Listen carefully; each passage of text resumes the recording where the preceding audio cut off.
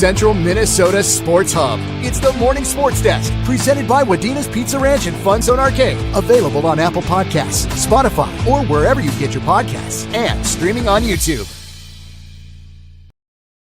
It is the Morning Sports Desk on a Friday, the 14th of February. Happy Valentine's Day. It's the Morning Sports Desk, powered by Pizza Ranch and FunZone Arcade in Wadena. Corey Tackman over there. I'm CJ Baumgartner. We got some sports to talk about. But first, Corey, it's Valentine's Day. And I guess that means, do we give out the candies, like those little hearts with the messages on them or something like that? Please be mine. Yeah. I love you. But it's like, you make me all tingly on the inside. The candy that tastes like chalk, but everybody gives to each other, and you're supposed to be like, thank you. I'm Twitter-pated. No, happy Valentine's Day. How do you profess your love for the ones you love most on a day like today? Nothing? I kind of forget, and then tomorrow go, hey, sorry, I was just kind of busy. Yeah, that's a good look. Yeah, that's usually how it goes. The good news is the list gets smaller and smaller each year, so that helps. Anyway, we got some high school sports here to talk about, and Corey, high school wrestling playoffs are in full swing right now, as the Staples-Motley Cardinals begin their Section 7A title defense. They get ready to take on Royalton Upsala tonight, and we have Kyle and Dan on their way over to go cover it. Yeah, coverage tonight actually starts at 4:45. It's the 7A team wrestling semifinals and finals from Holdingford, right? That's where it is. Holdingford. I have to make sure I say Holdingford, because one time I said it very quickly on the air and I said Holdingford, and people were like, it's not ERD, it's ORD. I'm like, okay. Ford like the truck. How about you shut up? Do we have that conversation? Are we allowed to do that? It's pronounced leave me alone and don't ever call me again. How about that? Anyway, home of the Huskers and home of 7A wrestling. Semifinals start at 5. Our coverage will begin at 4:45, and then the finals are scheduled to start, therein after. And as you mentioned, yeah, Kyle and Dan will have coverage of it all. Yeah. Normally we've done Section 6A in the past, and look, there's some great stuff going on there. There's some great stuff going on in 8A. We have a lot of great wrestling in this area, Corey. It's so tough to keep a pulse on everything going on, but you know what? Staples-Motley, a team that's ranked pretty highly this year, and it's going to be pretty exciting to get to see them on the mat again in a playoff environment against Royalton Upsala. If you take a look here at the bracket, Corey, I know I kind of have it zoomed out so you can see the big picture of things going on, but we'll zoom in here and kind of get things going here on this matchup. Can you kind of see where I'm looking at, Corey, with this Staples-Motley beating Crosby Ironton 76-0 on Tuesday night? That's what got him this matchup against Royalton Upsala, who beat Walker, Hackensack, Akeley, Nevis. So that sets up a 5-1 matchup in that game, or in that match rather, in Holdingford. The Royalton Upsala Royals taking on the Staples-Motley Cardinals. Going to the other side of the bracket, Holdingford is taking on Aiken, the 7 seed. Holdingford is the 2 seed in this one, and they already matched up in that, and Holdingford won. So they are playing the Mille Lacs Raiders, who beat Ogilvie in a 3-6 matchup. The 3-seeded Raiders topping Ogilvie there to go on to the semifinals in that one. So you have Holdingford and Mille Lacs, the 2-3 matchup on one side. You have Staples-Motley versus Royalton Upsala, the 1-5 on the other. And then the winners of those two are going to face off in the championship at 7 o'clock from Holdingford High School. And the winner of that gets their ticket punched to the state tournament. And I know Staples-Motley's a great team, but Holdingford, they've also had some good wrestling historically. And I know that they'd like to try and get the better of their section rivals here. But overall, it's Staples-Motley's conference to lose. And it looks like it should be a fun night of wrestling. AM 1430 and 98.5 FM, The Fan tonight. The Fan. All right, we also have some more high school sports on the airwaves tonight. I have a matchup on the Superstation K-106, 105.9 FM, also streaming online at WDenaRadio.com or the Superstation K-106 mobile app. We got a rematch in girls basketball, Park Region Conference girls basketball, Section 8 AA girls basketball regular season, as it's Menahga and Wadena Deer Creek squaring off. Now, Menahga got the better of Wadena Deer Creek in their matchup earlier this season. It was a fun contest back and forth. I had the opportunity to call that one, and ended up being a 53-45 victory for Menahga. But Wadena Deer Creek had a chance in that one as well. I'm expecting today's game once again, tonight's game rather, to be a good matchup between these two teams. It'll take place in Menahga, 7:15 pregame, 7:30 tip-off. Looking at the Braves, they are 19-4 on the campaign. They are 10-2 at home, 9-2 on the road, 12-1 in the Park Region Conference. They had lost to New York Mills recently to get their first Park Region Conference loss in some time, Corey. And they are 6-1 in Section 8 AA. So they're first in the Park Region Conference right now. They're fifth currently in Section 8 AA. And looking at those section standings, Menahga, they pretty much can go as high as the 4 seed, and they could dip to as low maybe as the 5 seed, depending on how things go. They're kind of locked into that.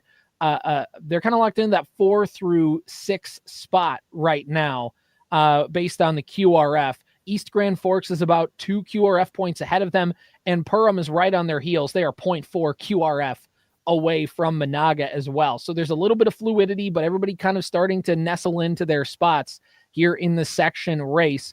And then for Wadena Deer Creek, they have a 78 QRF. That's 78 even.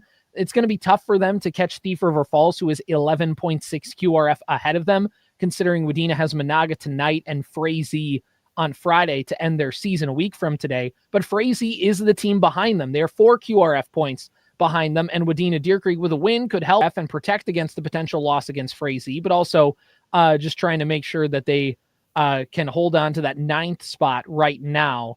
And right now it looks like kind of the season ended today, Wadena Deer Creek is either going to Thief River Falls or Holly for that first round of the Section 8 AA playoffs. As it stands right now, Menahga would host Park Rapids area if the regular season ended today. So there's a quick look at that. For Wadena Deer Creek, they're 16-8 overall, 3-6 in Section 8 AA, 11-2 in the Park Region Conference, 8-3 at home, 8-5 on the road. And here's the implications for the Park Region Conference, Corey. So we could potentially have a mess here at the top of the PRC because Menahga is 12-1. Their one loss is to New York Mills. New York Mills is 11-2 in the conference. Their 2 losses are to Menahga and Wadena Deer Creek. Wadena Deer Creek is 11-2 in the conference, and their 2 losses are to New York Mills and Menahga. If Wadena Deer Creek were to win tonight, we'd have a 3-team tie atop the Park Region Conference.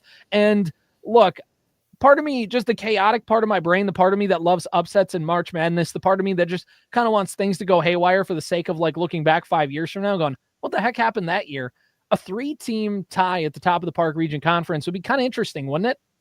Yeah, it'd be awesome. I'm rooting for it. So that way all the t-shirt making companies in the area have something to do here. Diamond's orders are going to shoot up. I tell you what. It'd be awesome. It won't say, because usually like you can get the shirt co-conference champions. How about co-conference champions? Yeah. Is that a thing, or does co kind of like apply to just numerous and not just like 2? Technically, yes. But actually, is it just more fun the more co's you can add onto it? Why not? You could say it's you're the co-conference champions. You're co for Cocoa Puffs. I mean, I don't know. There's a lot of stuff we could throw in here. Yeah, do it. I want to see co-conference shirts on 3 different schools. And if that happens, by the way, could you guys each, Menahga, Wadena Deer Creek, and New York Mills, send each of us a t-shirt we can hang up? I want one. I want to be a part of history. When is there? How many times do you think there's been a 3-team tie for a conference in the region? Often. There's something that's bouncing around in here where I feel like I have a specific memory of seeing it, but I can't remember. I remember none of the details of it. It doesn't happen very often. That's for sure. No, it'd be fun. The chaotic part's rooting for that. But also, it's going to be a good game no matter what. Menahga and Wadena Deer Creek always play each other tight. 2 well-coached teams, 2 teams that are really good at what they do. Wadena Deer Creek plays very disciplined man-to-man defense in the half court. And then for Menahga, they like to throw a bunch at you. They like to press. They like to challenge you to beat them. They like to get you thinking. They like to get you off of your normal rhythm. and things like that. It's they're not, they're two well-coached teams. They're two well-disciplined teams, do a little bit different stylistically, but at the end of the day, it should be a good one in the Park Region Conference and in Section 8 AA basketball. You can hear it on the Superstation K-106 tonight, and you can find the full broadcast schedule online at WDenaRadio.com. Corey, we don't have too many broadcasts left before we get fully into playoff season. Girls basketball has one more week after today. Boys hockey playoffs start next week. Boys basketball is a couple more weeks. Of course, wrestling section playoffs are today. The Nordic ski state tournament is this weekend. I mean, we're kind of in the heat of things starting to really come to a head for winter sports. And from a behind the scenes perspective, I say to you respectfully, good luck. Good luck. That's a little bit of like, good luck figuring out what we're going to do on a day-by-day basis for the next 2.5 weeks. That good luck is not just like a, hey, good luck. That is a good luck. Hold on tight. Hold on tight. Good luck, because if you have bad luck, it's going to kill you. Good luck. Hopefully Wadena Deer Creek can avoid a drive to Thief River Falls. Maybe that would be the ideal situation for everyone involved. I.e. you. Yeah, mainly me on a Thursday. Playoffs are playoffs. It'll be what it'll be. We'll get there. But more importantly is we get to talk playoffs, which is always fun. Playoffs? Don't talk about playoffs. You kidding me? All right, Corey, why don't we talk about the good sponsors of this program, Pizza Ranch and FunZone Arcade in Wadena, helping make the morning sports desk possible. FunZone Rewards. We know about Ranch Rewards. You use the Ranch Rewards every time you stop in and eat at that buffet, whether you're stopping in or ordering out or for delivery. But there's also FunZone Rewards every time you go use the FunZone Arcade. How about this FunZone Rewards exclusive offer? Earn 1,000 free FunZone tickets. All you need to do is play, buy, or reload 3 times by April 30th. Obviously some stipulations. Here's the card. This is what it looks like. All right. So when you stop into the FunZone Arcade, find one of those cards, find out more, find out how you can earn 1,000 free FunZone tickets. And then, you might be able to redeem those prizes for like a mystery signed Austin Eckler football jersey, except, oh wait, no, somebody else already won that thing. I just have loved seeing these mystery jerseys go. The football ones, according to Zach, have been very, very popular. So take advantage of what's happening at the FunZone Arcade and, of course, the Pizza Ranch in Wadena. What a nice low-key Valentine's weekend date at the Pizza Ranch, and then like maybe a competition set up between you and your lovey-dovey at the racing game and the Connect 4 basketball shoot. Godzilla VR with them. See who can win the most tickets. Little competition amongst partners. That sounds pretty fun, doesn't it? Yeah, and then you can top it all off with a little sweet treat at the Skittles machine. Holy buckets. Would you go rainbow flavors, or would you go one solid color at the Skittles machine? I mean, you gotta taste the rainbow, right? I that's what I'm asking. I don't know. What would you do? You gotta taste the rainbow. You gotta get the multiple flavors. You gotta get the full Skittles experience. It's like when you go to the FunZone Arcade. You can't just go to one machine and call it a day. You gotta diversify a little bit. I'm interested. I think I would. I think you're right, but I think also it'd just be fun to have a cup of orange Skittles. just kind of, I don't know, just visually appealing. You could take them hunting with you. You know what I mean? Oh, yeah, sure. The deer won't see them coming. So shout out Pizza Ranch, FunZone Arcade in Wadena. All right, Corey, a couple state sport things to take care of. One, as we talked about yesterday, pitchers and catchers reported had their first full squad workout. There were videos of Pablo Lopez throwing a bullpen session. There were videos of Ryan Jeffers taking batting practice, and you get the sweet sound of a bat cracking by hitting a ball in the gap and things like that the Twins were putting out yesterday. So that's fun.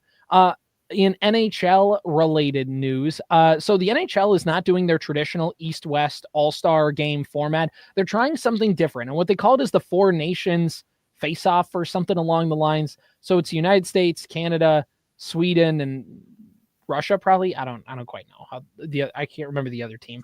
Sweden, Finland, US, Canada. Finland, yes. Okay, US, Canada. And it's really cool seeing some of these guys in the USA jerseys and stuff like that. But I think the highlight of the night for Minnesota Wild fans has to be that Brock Faber to Matt Boldy for a goal score, just to make everybody get a little, get those little feelings inside, you know? Wild players have played well so far in the Four Nations face-off. Also, Team Sweden looks like Gustavus Adolphus. Really? Really? I've not seen the Sweden uniforms. Yep. I'm Googling this here. And then look up Gustavus Adolphus, like the 3 crowns. Oh, yeah, the 3 crowns. Okay, yeah, I see that. Gustavus Adolphus is in the middle of Sweden ELCA Lutheran in St. Peter, so I guess it makes sense. I was just really it does look a lot like it, yeah. Sweden uniforms. I was like, that's Gustavus. Well, you know what? The MIAC appreciates the free advertising. I guess so. That works out. It's almost like it was inspired from that part of the world or something. Yeah, weird. Weird. I'm gonna guess all the Swedes who live in South Central Minnesota, including most of my friends from high school, would appreciate what Gustavus Adolphus is doing. Yeah, just off the boat there. Oh yeah. Northland, New Sweden. As a matter of fact, there was I've told you about the Northland, New Sweden notes, haven't I? Probably, but give us a refresher for the good folks at home. In the local paper, there was a once a month somebody would write in the Northland, New Sweden notes. Northland, New Sweden would be like your, like your bluegrass. It's sort of these just little tiny like unincorporated communities, whatever. And at the end of every story, and they were like borderline gossipy, right? It was like, oh, the Bjorklunds had the Fishers over for supper and they played cards. And then every little story would end with good times had by all. Good times had by all. Yeah. That was a tailored hub. And then in the little corner, they had the Northland, New Sweden notes. And yeah, it was just like I said, the Bjorklunds had a family reunion. 75 people showed up. Good times had by all. Dale's famous potato salad was a highlight. Good times had by all. Good times had by all. All right, so moving things over to the NBA, the Minnesota Timberwolves had a dud of a game on Wednesday night. They played a Milwaukee team without Damian Lillard. They played a Milwaukee team without Giannis Antetokounmpo, and they still found a way to somehow lose. Yeah. And then to add insult to injury, they get ready to play the best team in the NBA. But at least the best team in the West. The Oklahoma City Thunder only lost 9 games coming into last night. You get announced like an hour before tip-off, no Conley, no Rudy Gobert, and Anthony Edwards is questionable. You could potentially be without like all but Jaden McDaniels of your starting lineup going into this game. And did end up playing. Didn't have quite a great game, but did end up playing. Yeah, he scored 20-some, but he was really inefficient. It was not an efficient 27. We talked a little bit about that yesterday. But they come into this game and they just trounced the Oklahoma City Thunder. I mean, my goodness. Yeah. Like Shea had one of his worst games of the season. Naz Reid had the most Naz Reid game of all Naz Reid games.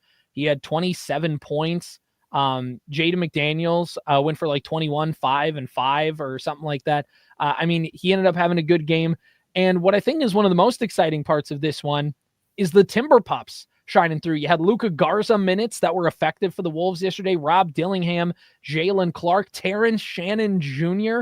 fighting a Illini stand up. I mean, it was a very fascinating game from the fact that this is a very anti-Wolves game where, in a way, because it's national TV, playing one of the best teams in the NBA, your team is banged up and hobbling, and you go in, you punch OKC in the mouth, and they led all game. This is the first game all season long where Oklahoma City never trailed, or never led, never led. Yeah. No, and took it to them for their 10th loss of the season. Naz is I just love when Naz is right, man. He's really exciting to watch. Every time I watch, I can't figure out what the right word is. I don't know what the right word is, except to say nifty, which is just not a word you'd use for a guy who's like 6'10" or however big he is. It's kind of neat. He's a he has really incredible handles, and he's really light on his feet. And I can't express how. Do you remember who he was and what he was in college? It's the Naz Reid story. I get it. We talk about it all the time. Did you know Adam Thielen he didn't even get a D1 offer? Did you know Adrian Peterson has a firm handshake? Do you remember what Naz Reid was? He was clunky and the farthest from nifty. He was as nifty as you and me. And now he's just like, he's dynamic. I love watching him play, and especially when he's right. He was making the right moves whenever he got the matchups he wanted. Nobody could stop him when he made his moves down in the block. Things were going right for Naz Reid. And to cap all of it off, like we talked about, Ant did not have a very efficient game, but it wouldn't be Anthony Edwards without an Anthony Edwards highlight. He had a dunk on his dunk on Chet Holmgren. Chet Holmgren, I know he's played back at the Target Center before, but it's on national TV. So they're going to play up the fact that Chet's homecoming back to Minnesota, back to the Target Center, Mr. Basketball, all that stuff. And Anthony Edwards went to the cup. He tried to go up there, and Ant basically punched him in the face. Like, if you look on those replays, he went up and slammed it home. And that was early in the first quarter. And that was a play where you're like, oh, the Wolves are showing up today. Like, this isn't just a good early part of the game. The Thunder are going to take over, run away. That, I think, was the point where you go, okay, like, they're into it tonight. They're ready to go. And they talked to Naz after the game. TNT did. And he's like, I don't know, man. He said, we just didn't have the energy coming into yesterday's game. He's like, that's not an excuse. He's like, that's just what it was. Like, we didn't come in with the right energy, and we came up motivated today, which some people say, oh man, imagine if the Wolves would have beat the Bucks, then they would have won 2 games in a row. To which I would say the Wolves wouldn't have beat the Thunder last night if they didn't lose to the Bucks 2 nights ago. That's just the reality of how this team works. But also be mature and show up with the right energy. Like, yeah. You know why they didn't show up with good energy against Milwaukee? Because they were waiting for Oklahoma City the night before. Be professionals. This is the thing we've talked about them now since, I don't know, Christmas. They're immature. Right. But when they're good, man. But when they're good, they're really good. They're fun. The defense, I mean, Oklahoma City got past 100 points last night, but it was with the garbage time at the end of the game. Their defense locked in. Yeah, it was only 101, right? Right. So, yeah, it's things are fun. Things are fun for the Wolves. But that Ant dunk, I mean, baptized would maybe be the right way to word things. Been due for an Ant poster. It's been a while, it feels like. It's been a while. And by the way, did you see as soon as he made that dunk, Adidas posted the next Anthony Edwards commercial on Twitter. Oh, did they? Yeah, it's a crime scene. It's like a crime scene, Law and Order type thing where there's a bunch of like evidence markers on the ground, but the evidence markers are all the numbers of the players he's posterized in his career. And then who rolls up but a detective and Ice-T in the commercial looking at a crime scene talking about all this stuff. Awesome. It's great. 10 out of 10 marketing. Adidas probably filmed that commercial like 3 months ago and has been waiting to drop it. And that was the right moment to drop it. Just after that dunk, within 5 seconds, it was out on social media and it ruled the night. So the other thing I will say, and we'll get back to the Ant dunks in a second. We talked about yesterday on the show, Corey, how, Shai Gilgeous-Alexander is a free throw merchant a little bit. He's a great player. I'm not taking anything away from him. But he does get a very favorable whistle, and he definitely leans into that. And while he was shooting free throws yesterday, I believe it was in the third quarter, you could hear the Target Center crowd yelling as he gets ready to shoot, free throw merchant. And he like heard it, and you could see him smiling. And of course, he made the free throw. But it's like, yeah, he knows. He knows. Everyone knows. Target Center crowds, man, they're fun. It was funny. The Minnesota fans want to have something to root for and root against. They won't root against it if they don't have anything to root for. Mm-hmm. So that's why when the Timberwolves are mature and they show up and all those things, it gives Minnesota sports fans we're fickle that way. Mm-hmm. But we want it. We want something to root for to give us a reason to root against. And it's fun to hate SGA, and it's fun to hate Devin Booker, and it's fun to hate Jamal Murray. You know what I mean? Like it's fun as a sports fan to unleash your sports hate on these guys. And SGA he's on the list, man. Mm-hmm. And by the way, this is to another team that plays in a building right next to the Target Center. When they made a playoff run, and all it took was for them to win one playoff game, that fan base jumped right behind him, and then ownership decided to just go, meh. And then, believe it or not, the fans are like, okay, cool. That's how you want to play it. We'll play that same game too. You don't care. We won't care. But attendance is going to be pretty embarrassing until probably June, right? Once the new ownership kicks in, I'm waiting to see what season ticket numbers look like. Once the new ownership rolls in, and then come the trade deadline, they trade for like an all-star first baseman or something like that. Right. It'll be funny. But again, you talk about rooting against. I was wondering when I got to that Target Field crowd a couple of years ago, how are we going to react in this postseason game? A lot of Blue Jays fans are here. How's this going to be? And as soon as Kevin Gausman took the mound for Toronto, the whole crowd was going, Gausman. And he had to like stop. He had to call time because his headset, because the little pitch comm earpiece, he couldn't hear. And once the crowd realized that, they lit up. Like, Minnesota sports fans can be fickle. That's the right word to use. But when they get behind you, that Target Field crowd, like, I had to take a second and just like stop and listen, because that sound was like reverberating up in the air and going. It was intense. And Target Center crowds are exactly that way. So it's really fun. So again, it doesn't take a lot for fans to get behind stuff, but you have to put in the bare minimum effort. And it's why Vikings fans are so vocal in the state, because the franchise at least puts, you say what you want about them, they always seem to put their best foot forward when it comes to stuff like that. Vikings are constantly giving fans something to root for. Constantly. I saw another graphic of the most successful franchises over the last decade, 2 decades, 3 decades, whatever it is. And the Vikings are right there. The Vikings are constantly giving us something to root for. Let's do this. Let's move on here, huh? All right, so let's talk and wrap things up with our Mount Rushmore today. We have a Mount Rushmore of Anthony Edwards dunks. It should be pretty easy when you think about it for his most iconic dunks. So we're kind of going to do this together here.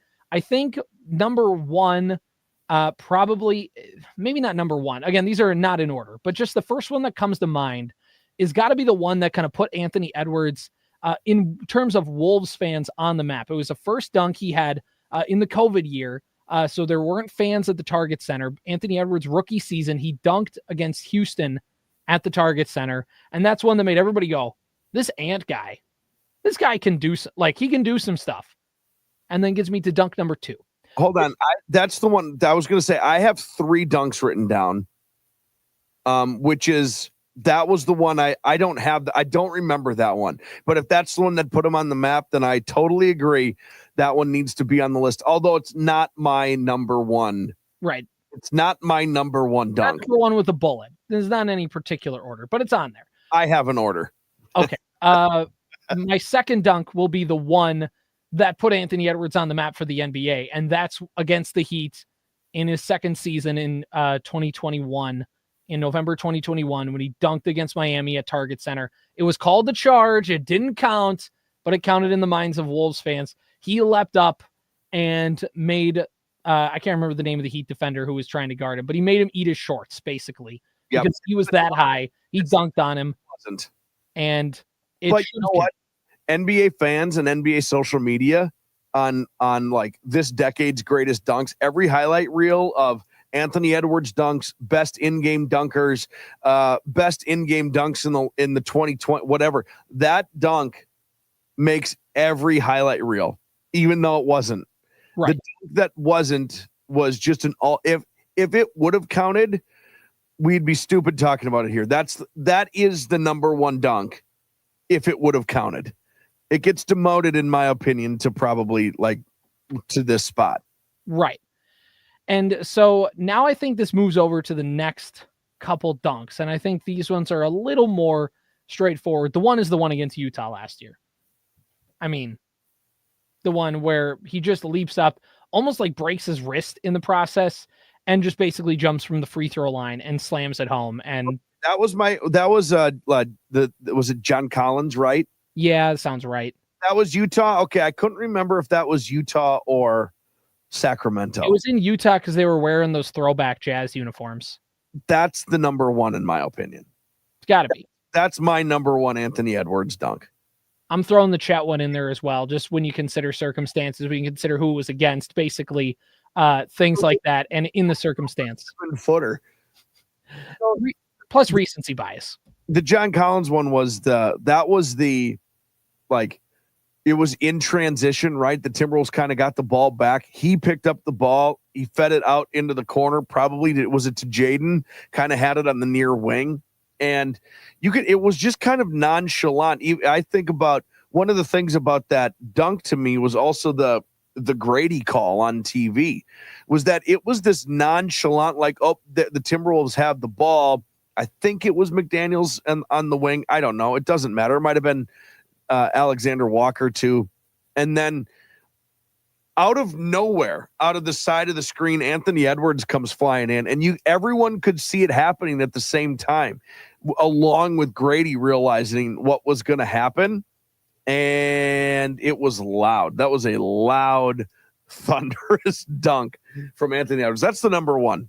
Yeah, it's got to be.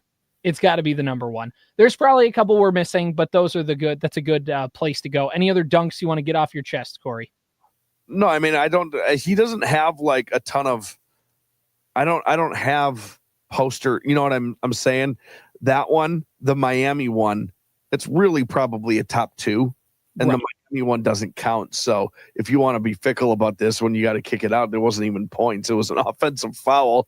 But then, yeah, the Chet one last night, it was a big poster over a big 7-footer. And I don't have any recollection of the Houston dunk, but